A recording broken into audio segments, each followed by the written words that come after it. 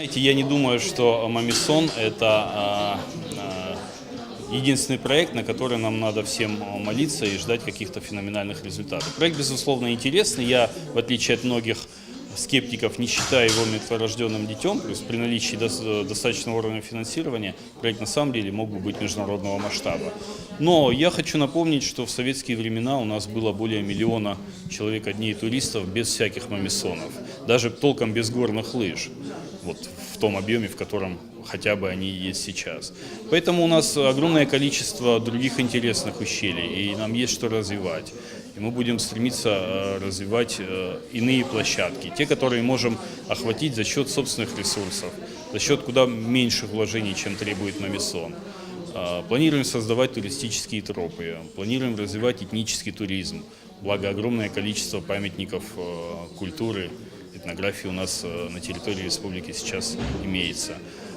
Экстремальный туризм – еще одна интересная тема. Гора Казбек, можно сказать, что у нас на территории находится, привлекает ежегодно достаточное количество альпинистов, и это бренд, который надо развивать.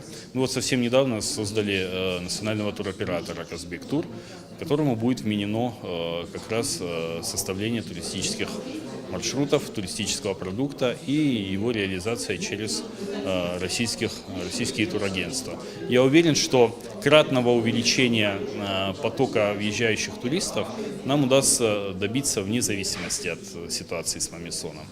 И, скажем так, сильных переживаний у меня по этому поводу нет.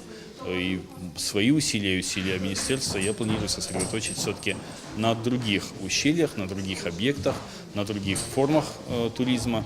В том числе и потому, что в случае с горными лыжами мы бы однозначно попали в очень жесткую конкуренцию со всеми теми, кто вокруг, кто уже создан, с Архизом, даже с Красной Поляной, которая не так далеко в Сочи. Вот. Нам надо развивать иные сферы, где у нас конкуренции гораздо меньше.